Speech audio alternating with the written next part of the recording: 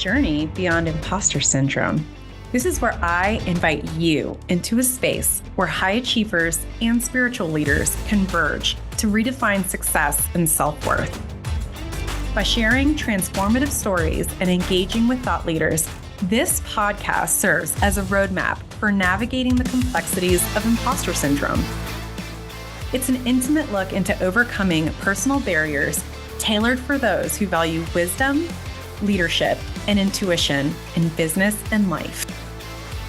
Join me at the Humble Warrior Podcast with Alani Bankhead. Welcome to the Humble Warrior Podcast. I'm your host, Alani Bankhead, and I am so excited to have Eric Kreitz with me today. He's an Army veteran and whole person certified coach. Eric is super dedicated to helping people use their weakest moments as a launching pad to even greater success and fulfillment. Eric is also a husband and father to incredible wife, Jen, and two sons aged 15 and 13. So thank you so much, Eric, for spending a little bit of time with us and sharing your wisdom. Why don't you just launch right in and tell us a little bit about yourself? Yeah, absolutely. So first of all, thank you, Alani, for having me on, and love the opportunity to talk more about imposter syndrome and my experience with everything. So I appreciate it. The first thing I always start with is my value statement, which is I'm committed to keeping 3 aligned promises to take care of myself so that I can be available to my family, which then allows me to serve others. And so my 5 values are trust, alignment, self-care, family, and service.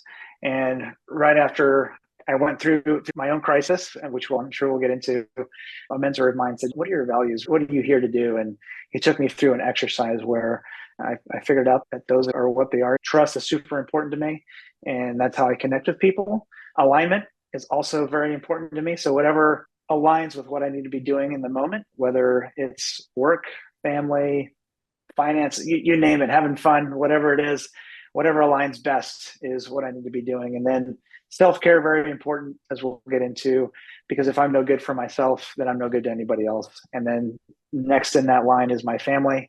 I'm always going to seek to make sure I'm available to them for whatever they need. And then service is very important for my own recovery. And so it helps me get out of my own head. And service not only helps other people, but it helps me in my recovery. Those are my values, and I can't wait to get into the conversation. Yes, I love that so much. So taking care of myself so I can take care of others. And I love that you immediately launched in, these are my top 5 values, because it's funny when I talk values with other people, especially military or law enforcement, people in very service-oriented fields, most of them have no clue what their core values are. And it seems like such a simple exercise. And I know for me, when I was first asked about my values, I snorted like, oh yeah, I know what my core values are. But when I thought about it, I knew what values had been given to me, but I'd never taken the time to really dissect who am I and what am I meant to give to the world. And so actually, for the listeners, Eric and I first connected because he posted this insane story about an experience that he had when he was in the military. And I was just like, who is this person? We need to connect immediately. And for those who are joining for the first time, so imposter syndrome is the belief that you're not good enough or qualified for the positions, the accolades, the promotions, even positive feedback, and that you're so worried people are going to figure out that you're a fraud or an imposter that you overwork and burn yourself out trying to prove that you are worthy of the title, the positions, the accolades, and the positive feedback. And so, Eric, do you mind sharing a little bit about that story? Yeah, absolutely. And so, as you mentioned, Alani, I'd spent a career in the military. I retired last year. And so I served for 22 years in the Army as a psychological operations officer. And it was around 11, I first started noticing just a struggle with alcohol and using alcohol to deal with stressors and to deal with the unexpected, and underlying that. And I know this now just upon reflection that a lot of the things that were underlying that were things like imposter syndrome, where I didn't think I was good enough to be in the positions I was in, and I thought people were gonna find out what I don't know, but they were gonna find out. And perfectionism played a part in that. And if something wasn't 100%, then it was nothing. If something wasn't the best, then it was the worst. If we weren't knocking it out of the park, then we were striking out. There was no middle ground. And a lot of these things were self-imposed. And, that I struggled with people pleasing. I needed everybody to be happy with me all the time. And I compromised a lot of things for that. In order to achieve these things, I was a huge workaholic. In fact, I took pride in being the last car in the parking lot. A lot of the time, I would look out the window and see who else was there. And if that person was still there, then I had to work harder than that person. And I equated working harder with staying longer. And so other aspects of my life suffered. My family suffered. My relationships with my peer group suffered. Even relationships within my own military unit suffered, even though I was there all the time.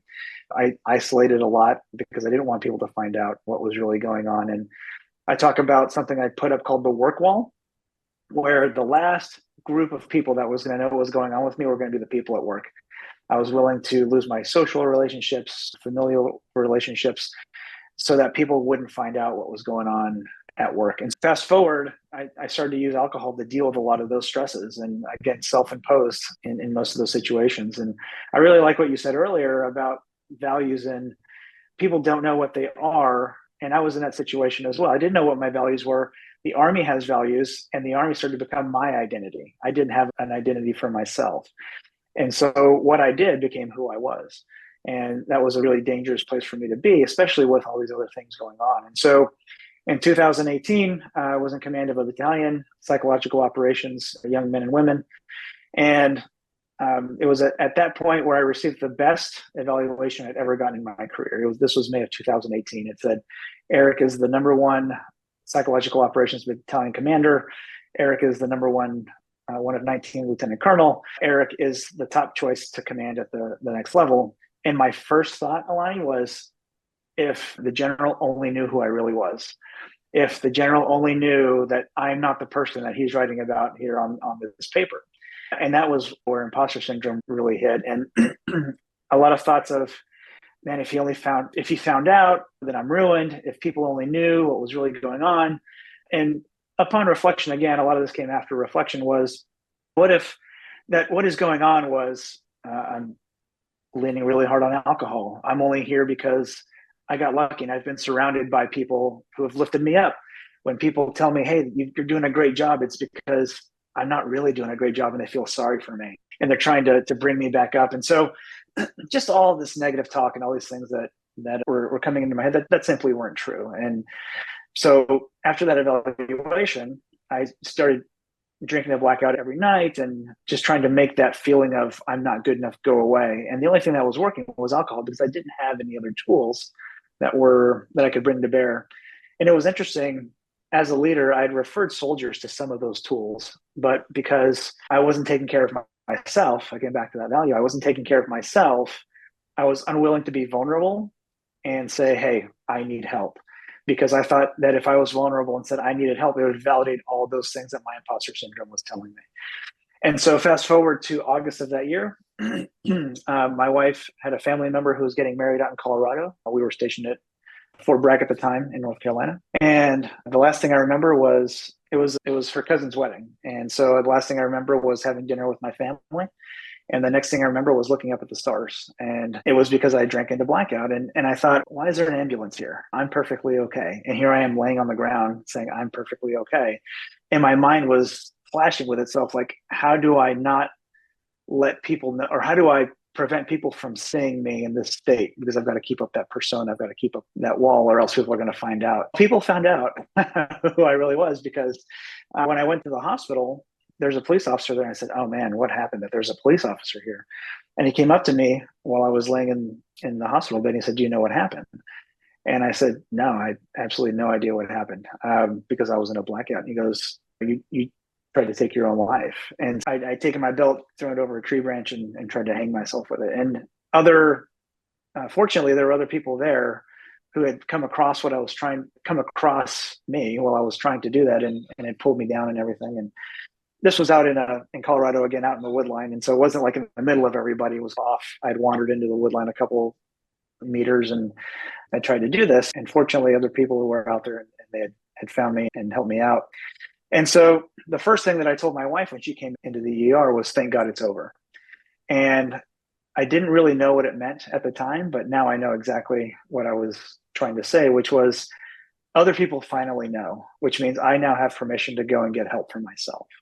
And that's really what it meant. And so that started my recovery journey right then and there. And that was August 4th, 2018. I've been sober since that point. But sobriety wasn't only stopping the drink.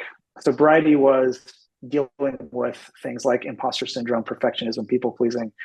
And the way I do that now is through service. And so the way I have to get out of my head is by helping other people. And so my sons and I, we were in Boy Scouts together. My wife and sons now volunteer at the food bank.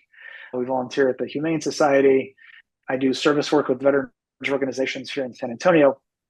And as long as I'm doing that, as long as I'm taking the talents that I have and I'm not stressing about them and I'm helping other people with them, that's what really helps get me out of that imposter syndrome, because I can start to see I have talent and people benefit from those talents.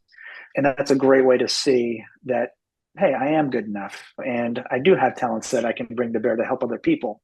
And seeing the result of that's really key to my recovery. Oh my gosh, that is so intense and so amazing. And thank you so much for sharing. And I have so many questions and there's so many layers to peel. Yeah. So I'm just going to start with kind of the first question that's just at the forefront of my mind. You said now the tool that you use, now that you've done that work of first, you had this moment of basically rock bottom brokenness is what it sounds like.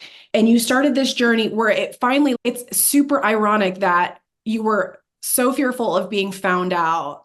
And then the second that you were in this brokenness where your dirty secret was out, the relief set in and you could start to undo. It was okay, I burned everything to the ground now. And now what do I want to build? Which is super amazing. And my kind of key message to people is the thing you think is your weakness is the thing that's going to unlock your greatest power. So for you to take that moment, and by the way, for folks that are not in the military, battalion command in a PSYOPs unit, the level of achievement, and Eric is the creme de la creme of the Army, basically. And then to get that evaluation on top of that says he's the creme de la creme of the creme de la creme is super wild. And it's interesting. That was the thing that triggered that spiral, right? But I'm super curious because one of the things that my clients and this community really struggle with is most people that really struggle with imposter syndrome are very heart-centered and very service-oriented. Whether they're raised to give back or they think it's the right thing to do, right? You want to live a life of meaning and purpose. But a lot of times, part of the burnout comes as a result of the resentment of constantly being of service. And at some point, they come to a place of, I'm frustrated because I give and I don't receive, which is where I think the self-care comes in. But for you to now use service as a tool to not only support your community, but it feeds you as well. Can you share a little bit about what that mechanism looks and feels like for you? Because I think it's a really powerful tool to explain maybe before you were of service in the Army and it led to that resentment and the numbing behaviors and all that. So what happened in your head now, or what happens now to get you more to that place where the service fills you rather than drains you? That's a great question, Alani. And for me, it was mindset, right? Why am I doing this service?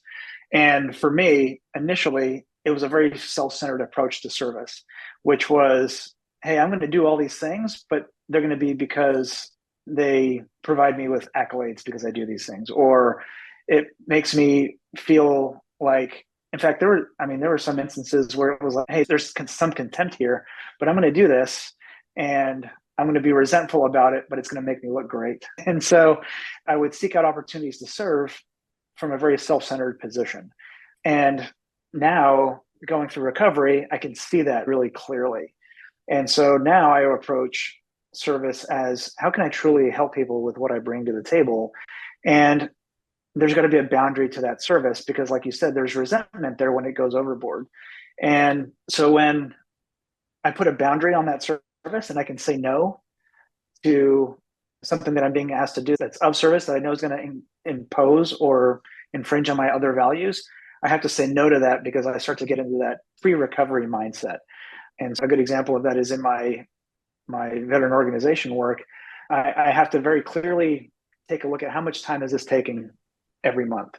And am I getting to the point now where I see it on my calendar and I'm not excited about it anymore? That's a really good indicator for me, where I'm reviewing my calendar for the week or for the month and I'm like, oh, I got to do this thing now. That's where that resentment that you talked about really starts to come out. And that's a red flag for me to say, okay, am I doing this for the right reason? Am I doing this because it provides me a title I can put on LinkedIn? Or am I doing this because I'm really, no kidding, helping the people that I'm intending to help? And so that's a great question. And for me, it's a very mindset centric thing. Yes. And I want to be clear, and maybe I'm putting words in your mouth, so please correct me if I'm not rephrasing it properly. But so when you talk about this blackout suicidal event, when you said you were doing things with a selfish motivation, I don't think that you were aware of that, right? Because you seem like a very service-oriented person in general. But I think for you and most of the people that are listening, you want to serve, you love service, but that subconscious thought is there, right? Of the imposter syndrome needs to be fed, that you are worthy and that your service matters. And I'm doing the best that I can to be selfless, because that's what society and Army core values teach us. But what now that you didn't know back then was, even though my heart wanted to be of service, it was actually that inner imposter that was demanding that I present a certain image. Did I get that? Yeah, I think that's a great clarification. And I've been brought up in service. I tell people I've had a uniform hanging in my closet since I was 6 years old, whether it was Cub Scouts, Boy Scouts, J, or military service. So there's always been that element of service. It was when it became unbounded, selfish service instead of selfless service, where we started running into the problem with imposter syndrome. And like you said, it had to get fed, and it saw that service as a way to do it.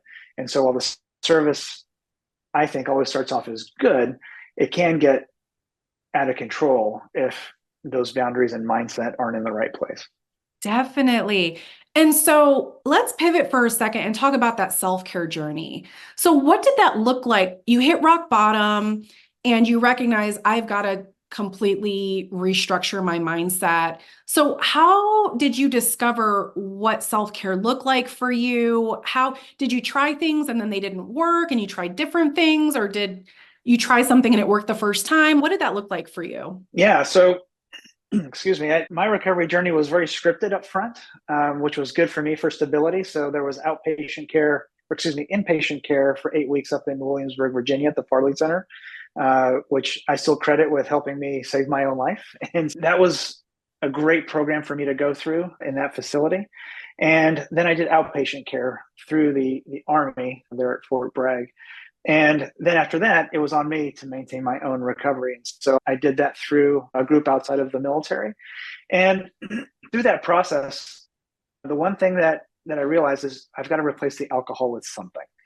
And what is that tool that I can bring to bear that I can lean on when things are stressful, times get tough, things get good, and I want to celebrate? What is that thing?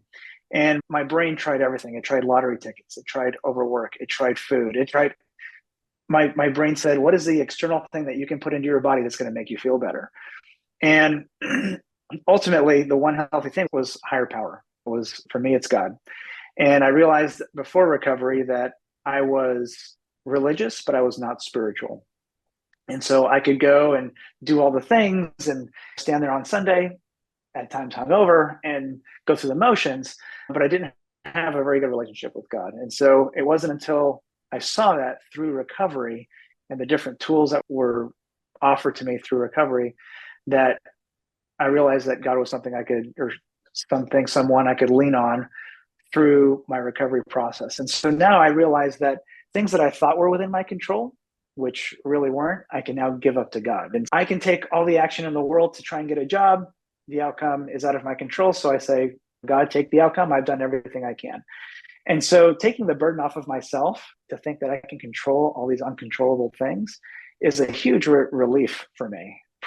What I call pre-crisis was, I thought I'd gotten to where I was because of me, but no, I had just done a lot of work and the outcome was out of my control. It belonged to other people.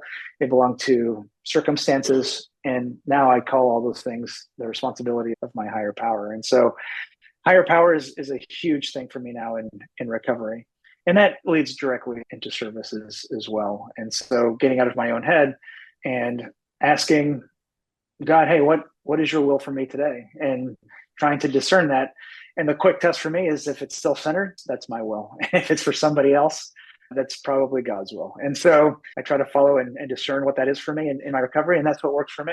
It doesn't work for everybody, but people have found that they've got to replace that alcohol with something. And yeah, that's just my experience with being able to do that. Definitely. There's so much there even to unpack. First of all, the alcohol use, for those who are just starting your imposter kind of recovery journey, alcohol is a great quote unquote tool for numbing. So that's one of the easier ones that society likes to go to. So when you're suffering in your head, oftentimes subconsciously, so there's an element of suffering. And I loved how you said earlier, you said something to the effect of, I was so terrified people were going to find out. And you're like, I don't know what, I was worried they were going to find out. So you didn't even know what that thing was that you were scared of, but you were just in that trauma cycle of, I'm just terrified people are going to find out that I'm not worthy. And so the alcohol sounds like it was the tool to drown that voice out for a short period of time. And with alcohol, we know that it works until it doesn't work anymore. And Yes. which Yeah. is why it sounds like why you spiraled. And so it also sounds like one of the tools for you is that element of turning to spirituality. And you actually said, I shifted from religion to spirituality. And so what is the difference for you between religion and spirituality? Yeah. I was born and raised Catholic and still am Catholic and super involved in our church. For me, religion is the institutional piece of God, essentially. It's the buildings, it's the people, it's the actions, it's the routine that comes with God. And like I said, I could drive to church every Sunday and stand there and go through the motions, but I didn't have that one-on-one relationship with God. And I didn't realize what that was until I went through recovery. And I tell people all the time that recovery actually made me a better Catholic. For me, religion is the institution, spirituality is the relationship with God. And that's how I characterize those things.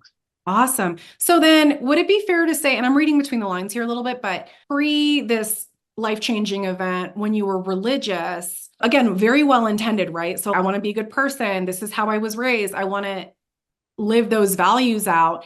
But it sounds like maybe you were never taught how to have relationship with God, or what do you think was the disconnect, or what was your relationship with God like before? Was it just literally, I don't talk to God, I just go through the motions of presenting that good face, or was there any kind of connection with your higher power before that? Yeah, so I believe I was taught how to have that relationship. I just didn't want that relationship. Mm-hmm. I treated God as very much an ATM or a Santa Claus God. Hey, give me these things and I'll do this return, or get me out of this situation and I will be a good person for the next 3 months or whatever. It was very much a transactional relationship with God.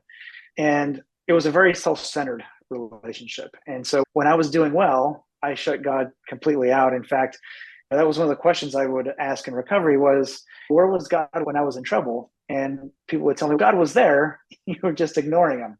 And so that it dawned on me at that point that I had a very selfish approach to how I viewed God during those situations. And that's why now I have to actively work on, okay, well, what is God's will for me? And if it's selfish, then it's probably my will. And if it's for others, it's probably God's will. Because I was always doing Eric's will. And when it aligned with God's will, only in times when it was convenient, then I would do God's will. And it's turned very much from a self-centered relationship to a very much God-centered relationship. Yes. And so there's something you mentioned that I would love to dig into a little bit as well. So you talked about the feeling, right? So back in the day, I didn't know it at the time because it was subconscious, but my relationship with God was very transactional. And it sounds like now it's transformational for you. And so we know that in cognitive theory from psychology says that thoughts lead to emotions, which lead to behaviors, which is why at least the process I use focuses a lot on what are your behaviors now, because there's usually a subconscious thought that's leading to that. And so if we can work backwards, then we can uncover that thought and then you can change it. And so when it comes to the feeling that you had in your body in terms of the transactional God.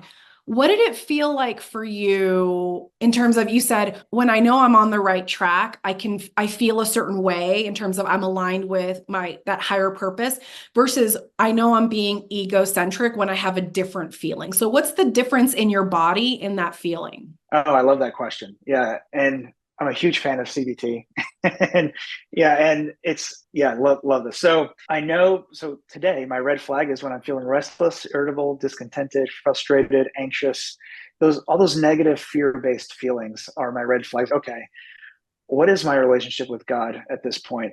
And as some of my friends in recovery will ask me, it's what is your spiritual condition? That's always the first question when I start to talk about some of those negative emotions is what is your spiritual condition? And I'll realize I haven't helped anybody. I haven't talked to another alcoholic, or I haven't done any type of service recently. I haven't done anything for my kids or my family. And that's when I start to get those feelings. When I'm in a very good spot in my recovery or with God, serenity. It's the one word that I can offer is I'm content. It's serene. Whatever comes, I can handle, no big deal. And it's because I've prepped that feeling with a spiritual condition. And back before, tons of anxiety, tons of depression, tons of fear of the things we've already talked about. But there were a lot of fear-based things back then. And so now I would say there are a lot of love-based things, which are spirituality, service, family, self-care. And that's the biggest distinction for me. And that's one of the things I picked up in recovery is negative feelings tend to be based in fear, positive feelings tend to be based in love. And so I'm a firm believer in that as well. And that is such an easy framework to remember. So am I Yeah. experiencing fear or am I experiencing love? And Right. it sounds like when you're in that fear-based place, because you've done this work, that you have that awareness of what that feels like in your body. It sounds like you pause. So you pause, you don't take any action other than to seek out support. It sounds like until you get to that place of that love and then you take action. Is that kind of the process for you? It is. It is. And it's really being able to identify those red flags. And that's one thing that recovery has really taught me is I would ignore them before because they were uncomfortable. And now picking up on what those red flags look like so that I can take that action to help me with my thoughts so that I can feel better is definitely a tool that I implement, I would say, on a daily basis. And that's really where the vulnerability comes in, and being vulnerable with myself first and foremost is super helpful. I love that. And that beckons something that you said earlier. You said back when you were in your perfectionism, like deep in your imposter, if you weren't knocking it out of the park, you were striking out. So this perfectionism, which is a very typical behavior from folks suffering from imposter syndrome, burnout is ultimately where it leads you to. The overworking, like you said. So you had this belief that as long as I was the first one in, last one out, I was doing it right, kind of thing.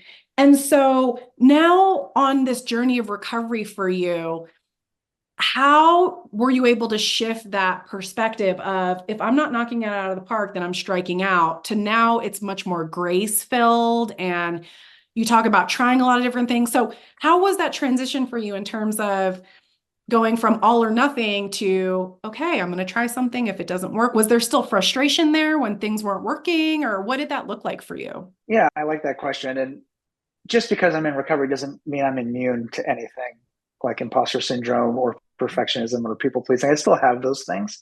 It's how I deal with them now that is the difference. I have a much healthier way of dealing with it. And so, when it came to those things, especially with the perfectionism, is am I looking at it through how it's serving me, or am I looking at it through how I'm serving somebody else?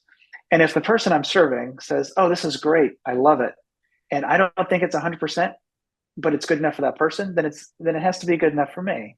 And it comes back to, why am I doing it? Am I doing it for this person who is satisfied with what I've done, or am I doing it for me?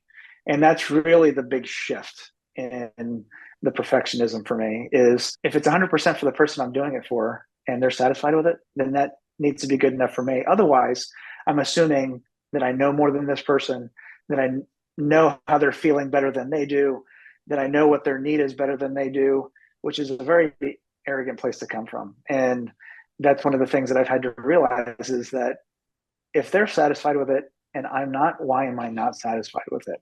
And it typically comes back to one of those fear feelings. That is so good. So curiosity is the mechanism for you. So it sounds like it's rather than that perfectionism all or nothing, it's just a constant opportunity. So every time you get to be of service and someone tells you this is amazing, you can either choose to believe it or you can reject that thought. And for you, when you feel that discomfort of, actually, I don't think it was good enough, showing yourself grace that, okay, I'm, even though like in my body, those old patterns are coming up, I am choosing to believe this person. I have no reason not to believe them. But also, what would need to happen for me to fully accept that? I love that. So, curiosity is a big mechanism for you in terms of being able to shift that perspective.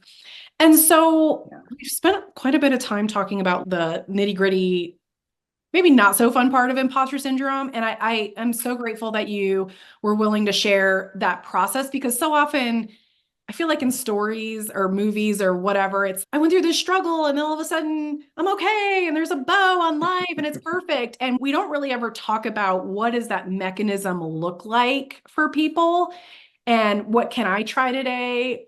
Because of course, as perfectionists, you're a high achiever and you have a solution for basically everything. And it's hard to admit that we don't have the solution and to be vulnerable enough to look outside of ourselves and be open to those different perspectives. This is where other people's minds are open to, oh, I had never really thought of it that way. And so let's flip to how do you define success now in life and work? Oh, that's a great question. And so defining success now in life is going back to my values.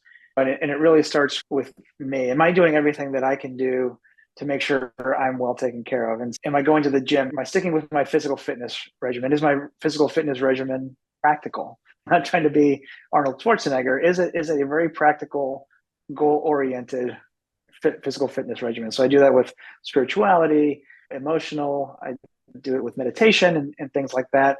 And then that transfers over to my family. Right now in life where I am, which goes to my value of alignment, is I don't want to be working full time anywhere. And that's why coaching is such a great thing for me, is I'm the agent over my own time. I can go and pick up my sons from practice, from school. I can take them to urgent care if they need to go see a doctor. To me, that availability to my family is where I need to be right now in my recovery, because they're going to be out of the house in 6 years. And then I can reevaluate and say, I can have the 9 to 5 job, or I can make X amount of money. But right now, where my alignment lies is with being available to my family after I've taken care of myself. And so now, and then coaching allows me to do that. And then, of course, back into the service of other people. And for me, that is the fulfilled, serene life. Those are the tools that allow me to achieve those feelings of love-based emotion, right? And in work, it's how can I find a place where there's a gap where nobody else is, where I can help? Because if somebody needs a leadership coach, they can go and find a leadership coach. If somebody needs an executive coach, they can go find an executive coach. But if somebody's coming back to work after a life-changing absence, there's not a whole lot of activity going on there. Sometimes people show up to work and their organization doesn't know what to do with them. And even though they're well-intentioned, they just don't know how to talk to the person. They don't know how to assign them work. They don't know what that person needs in the moment. And there's what I call a window of awkwardness for up to months that could happen between a person and their organization. And that was my experience. Is I had all the tools that anybody could ever want from my treatment facility, from the Fort Bragg outpatient treatment, just from the Army writ large. I had all these different tools from the civilian side, but nobody talked to my team when I got back. That first team lunch that we had, people ordered beer and they were trying to hide them behind their menus because they thought I was going to jump the table and grab their beer. And I was like, come on, guys, you don't have to do that. And they said, well, we didn't know. Nobody told us anything. And they were trying to protect me, right? They were well-intentioned, but they just didn't know how to do it. My boss, how much work can I give you? I don't know. Can I put you on this project? I don't know. And we had that, window of awkwardness for a couple of months while we felt each other out and figured out what we could do. And by that point, it was time for me to move on to my next career. And so that was months of wasted productivity that I could have provided And while they gave me purpose, it was really clunky in the way it was implemented. And so the type of coaching that I'm developing now is what I call reintegration coaching. How do we work with that team that's receiving that person back from that hardship absence, whether it's mental health, addiction, whether it's a reservist that is mobilized and deployed and is now coming back?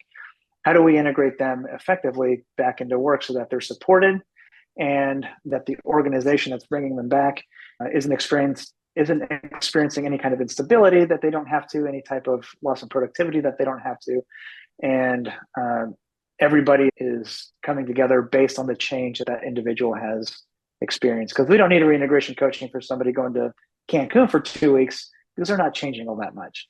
But when they have that life change that's significant, how do we bring them back effectively? Yes. Window of awkwardness. I love that phrase, and I'm totally going to steal it because it is so true. So it's funny because I have in like my preset questions that I send people to think about, that messiness is a really important element of the story because, again, coming out of imposter syndrome where perfectionism is demanded, the messiness and the awkwardness is a reality of that, especially the initial process of you're completely breaking old pattern that served you for a really long time. And it can be very scary, not only for you, but for people around you who love you to figure out what does our new pattern look like. And going back to what you said about fear-based versus love-based decision making, they're hiding their beers behind menus because they were scared of hurting your sobriety rather than, and we're not blaming them, right? But your tools help them come in with more of a love-based, how can I support their healing journey? And how can we use this as an opportunity to strengthen relationship and connection rather than staying in this awkward space? So it comes down to, it sounds like a lot of choice. And I call it the rumble of that, the awkwardness of, okay, we're going to try something and we're going to see how it works. But the point is, with my average client, it takes them between 4 and 7 cycles of trying different things. And you analyze. And in the military, we have the benefit of hot washing, right? Or doing debriefings. So we'll say what went well, what didn't go well. If it didn't go well, what do we want to do differently? And you're constantly in that cycle of learning. So to be able to apply that in terms of not just getting the mission done, but creating that level of connection and camaraderie with your teams, it's so obvious and simple, but I don't know why we don't do that more in the workplace. It's wild, actually. Now, so I heard you say success to you is first keeping your promises to yourself. So in terms of staying aligned with your values, so whether it's keeping your fitness appointment or whatever it might be, when it comes to, I think you had called it something like, okay, God, what do you have for me today? So did I fill that gap for whatever the need was today that the universe presented me with? Did I fill that gap from a place of wholehearted service? And then also, was I a tool to help the undoing of that awkwardness? Now, and I know this is a slightly loaded question, but I'm super curious what your thoughts are, because when you're in imposter syndrome mode, everything is, right, SMART goals. It's specific, measurable, attainable, all those things. And we can say, I have to do X number of reports, or I have to do X number of operations, and that's what defines success. But a lot of these new measures of success are almost immeasurable. How do you know if you hit the mark for that day, if you can't quantify success like you used to, right? Oh man, you're asking I a heck know, of a I lot know. of great Sorry. questions. They're great because they get me thinking as well. And because we're on the podcast, I have to say the first thing that comes in my brain, which is the truth. And so it's how I feel about it at the end of the day.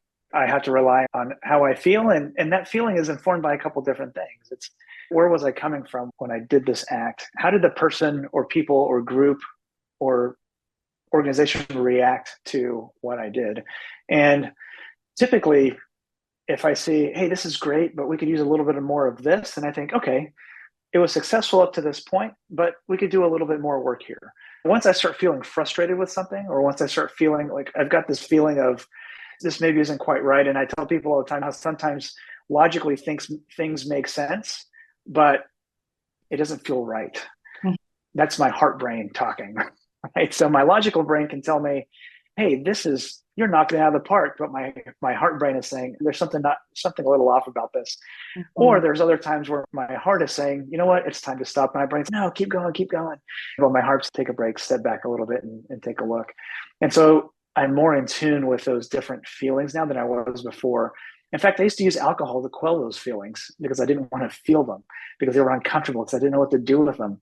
But now I welcome them because they give me a lot more information than I had before about whether or not something is successful. Because, like you said, my metric is no longer what the numbers are. My metric is now what's the value that somebody else is getting from what I'm doing. Yes. So I love that we're coming basically full circle, right? Of your inner imposter back in the day would demand proof that you were worthy. And that external validation was what was needed. And by the way, for the listener, one thing we haven't mentioned, which I think would be true for Eric as well, is it's never satisfied, the inner imposter. It doesn't Right. matter how many times you're told you're amazing. You got the eval that said you were the best of the best, and your imposter went literally in overdrive.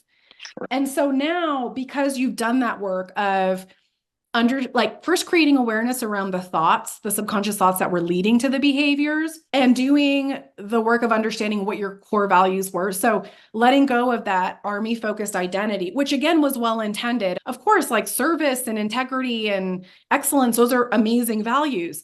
But what are my values and how do I offer those in service to those army values? So how can I connect Eric's gifts to what the army mission is? And now that you're on target based on a feeling, which literally other people could be like, I think that you're doing it wrong or something. But for you, it's just so amazing to hear that you're like, no, I know who I am. I know what I'm here to do. I know the mechanism to do that. And it took me a long journey to get here, but it's the feeling ultimately, which is an immeasurable. And that's a Right. really hard thing for high achievers to overcome. But, and out of curiosity, like how long did it take you to really get to this place where you're just so secure and able to self-validate? So it's been 6 years of recovery. And like how I mentioned before, I will always be this way. I will always have imposter syndrome. I will always be an alcoholic. I'll always deal with perfectionism. And so it's a work in progress. And so definitely progress, not perfection. So it's something I have to work on every day and welcome feedback from other people, which is something I wasn't doing before. Again, something outside of myself that I've got to do. And yeah, it's just keep working on it and keeping that trusted group of individuals around me that can help me gauge where I'm at with some of this. And so I have a coach. And so I can talk to that person about anything. And that person helps me gauge where I'm at. I have a partner in recovery that helps me do those things as well that I can talk to whenever I need to. And it's identifying who those people are. And so instead of getting validation from those people, I'm getting feedback from those people. And I used to surround myself with people who would be like, awesome job, sir. And now it's how do I surround myself with people? Hey, how's your spiritual? And people I can be vulnerable with. Yes. And so I want to point out something that you said, which was your imposter syndrome and your alcoholism will always be with you. And it's interesting how it was something that you tried to hide for so long. And now it's the thing that you harness to create this service and this healing and love to the world. And that's one of the key things that I teach a lot in when it comes to imposter syndrome is we fight it and fight it like we hide, right? We don't want people to know that we're suffering in this way. But the fact is that your inner imposter is in many cases a value that you have ignored for a long time that has over time gotten louder and louder until you have this break point, right? And so it makes sense that one of your top values is trust, and you didn't even trust yourself. And now when you have those experiences, you lead with that kind of sense of inadequacy, or maybe the feeling of the inadequacy to be able to connect with people and say, hey, I was there too. I didn't trust myself when trust was one of my top values. And now because of this bottom pit moment that I had, I can use that to do a lot of good in the world and serve others. And so flow state, let's talk about that for a second, because flow state, I think, is something that everybody wants, right? You want to get to that place of thriving where you're so aligned with your work and it feels amazing. And certainly in imposter syndrome, you can have a win professionally, but it only, like, the satisfaction lasts for a split second and then you're on to the next thing. So have you experienced like true flow state? And I define that as a moment where you feel so aligned with what you're doing that it feels incredibly easy. Time goes by super fast, where you might look up and be like, oh my gosh, I can't believe 5 hours has passed. It feels like 15 minutes and things are just clicking. You feel super connected. Have you experienced that? Yesterday, actually. And so it was working on the reintegration program that I'm developing. And I was working with my coach. And we were just in it. We were talking about who's the ideal client and what is your client experiencing. And we were just talking through what that persona would look like and trying to embody that person. And when it comes to the supervisor who's receiving somebody who's being reintegrated, and by the time we got done just describing what that person looked like, an hour had passed. And I thought we'd been working on it for 10 minutes. And I never looked at the clock. I was just so zeroed in on taking the questions that she was bouncing off of me and working through them, that I was perfectly aligned with what I was trying to do as far as building this program to be of service, that never even realized that much time had gone by. And it happens to me every week when I meet with her. She helps me get into that state, and I'm building this program, and all the conditions come together, and it's the perfect storm of how can I help people? What do they need? How do we get through this? And yeah, it's amazing to experience. It sounds like a lot of fun when you're in that space. And out of curiosity, had you ever experienced a flow state like that when you were in your imposter syndrome pre-suicide attempt? I don't know if it was true flow state, but I would get into that's a great question. So I could get into it if it was self-centered and I was trying to do something for me. Like I could glom onto something. I'm a huge genealogy buff. So for example, and I would love to go through and research genealogy, and time would pass forever and it would feel really short, but it was because I was isolated from everybody else. I wasn't doing that with anybody. It was all for me. And I would share the results later on, but I would mistake isolation for flow all the time. Oh, that's interesting. I haven't heard that before. That's so good though. So it was like a counterfeit flow state almost, it sounds. Yeah. And now because you've done this work, the flow state you experience now, it sounds heavenly to me, but oh my gosh. Yeah. And all because you went through this work and had this rock bottom moment. And that's a wonderful testimony of weaknesses can be the launching pad to greater joy and connection and all of that stuff. So now we're going to enter into the kind of the last little bit of a couple of questions for you. So can you share a memory from childhood that you feel maybe at the time, like when you think about that memory, you didn't understand why it was such a core memory for you, but now that you are where you are, you can look back and be like, oh, I see, my psyche was definitely dropping some breadcrumbs for me. I think it was when I was in Boy Scouts and I achieved my Eagle rank. It was a culmination of some of the best camaraderie I'd had as a kid, some of the best service work I'd ever done as a kid. And that was, I think, really the first place I was exposed to, no kidding, like values, just with the different things that scouting teaches and has you experience. And so much so that my oldest son just achieved his Eagle rank in October. And I was his scoutmaster and throughout that process. And our younger one was in scouting as well with us. And I think it was probably at that point where everything had come together. I was a sophomore in high school and starting to come away from, I guess in my mind at the time, Boy Scouts is little kid stuff. I'm now transitioning into grown-up stuff. It was still that last vestige of my introduction to service and values and experiences and camaraderie. Ironically, all those things are now back into my life and stronger than ever. Counter isolation with social relationships, counter isolation and fear with service. And it's all come full circle. Yes. And alignment and trust and the family. Yeah. It makes perfect sense that all those values were baked in. And yeah, it's funny. I love when I hear stories like that because all those building blocks were already there. And it takes you to get to this place where you're like, oh, now it didn't at the time. And so if you could go back in time, what piece of advice would you give younger Eric? Vulnerability is absolutely okay. And before I never would have talked about love. And it's funny, coming from the military background, I worked on a project where we were trying to figure out what are the values of U.S. Army Special Operations. And one of the things we heard over and over was, I love my country. I love my family. I love my guys. I love my team. I love the mission. And we said, oh, love is a value. Oh, no, love can't be a value. You can't say that. And I think it's because it introduces that level of vulnerability, that people are willing to talk about the things they love. But as soon as we acknowledge it and say, oh, it's a value, people start to shy away from it, especially soldiers, right? And it wasn't until I became vulnerable that I started recovering. And now vulnerability helps me open up so that other people can open up. I've realized one lesson learned of this whole thing is that if I expect other people to be vulnerable, I need to be vulnerable. It works with employees, it works with the people you lead, it works with your kids, it works with everybody. And so I try to put myself out there so that people will share their story with me, and then they can start to get the help that they need and start potentially their own recovery journeys.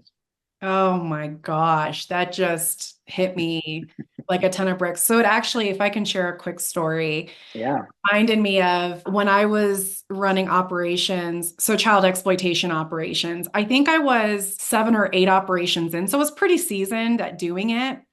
And to your point, as I was evolving, I remember I was preparing the operations briefings. For those who aren't familiar, it's the briefing you give with what the mission objective is, the safety plan, assignments, all the things. And there was a part of me as I was preparing this presentation that said, you need to talk about love as a core value. And when I say I wanted to throw up, I knew it was true, but I was like, I can't go in front of a bunch of federal agents and intelligence analysts and talk about love. But my intuition was like, nope, you're gonna do it. But I knew it was the awareness. Once you have it, it's such a double-edged sword because it's the right thing, but it's so hard to do. And you're right, the vulnerability of me standing up there and telling these people. And I think that operation, we had about 100 people. Wow. And so slide 1 is welcome to Operation yada yada. And then slide 2 was these are our core values, because we had people coming from different parts of the country that had never worked with us before. And so it was important for me to say, our task force is rooted in this. And so love was number 1 value, and sweaty palms. I was like, oh my God, they're going to laugh me out of the room. And I shared a quote from, I think it was the U.S. Marshal from the state of Maryland. They had done a missing kid recovery operation.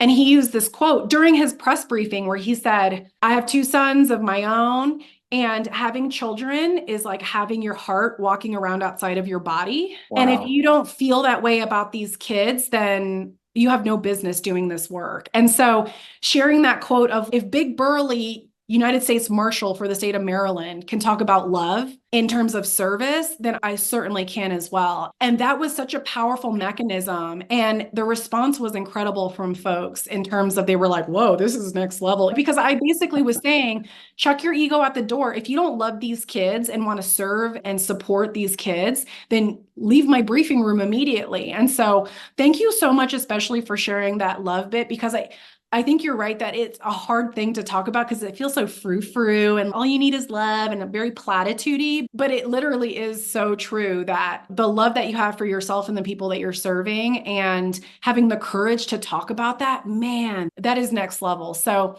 Eric, oh my gosh, this was so amazing. Thank you so very much for being honest and vulnerable about your journey. And where can people find you?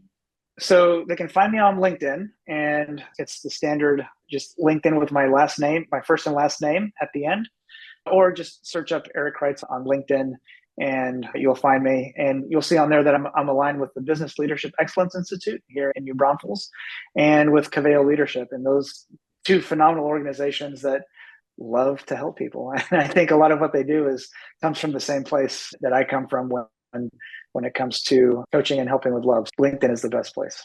Lovely. And we will make sure to put that link in the show notes so you guys can connect with Eric directly. And if you are looking for other resources, check out my life purpose exercise freebie, which is on my website, which is www.mightysparrowcoaching.com. It has video prompts to guide you, or you can check out my best-selling book, The Least of Us: How Imposter Syndrome Points to Your Greatest Power, available at all major book retailers. So until next time, humble warriors, please remember, the world needs who you were made to be. Thank you for joining us today on this journey to discover how you can harness your own imposter syndrome to work for you and others. See you next time. If you enjoyed this episode and would like some help overcoming your imposter syndrome, check out the free life purpose exercise on my website and subscribe to my blog. If you already know what your life purpose is and are ready to crush or harness your imposter syndrome, then you're going to love my best-selling book, The Least of Us: How Your Weakness Points to Your Greatest Power, available on Amazon and all major book retailers. Or you can hit me up at alani@mightysparrowcoaching.com to discuss private coaching or corporate and government training. That's ALANI@mightysparrowcoaching.com. Listen, there's only ever been one you, and there will only ever be one you. And you have a specific gift to give that the world desperately needs. Don't let your self-doubt be the thing preventing you from living your most joyful and impactful life. Until next time, I'm always cheering you on.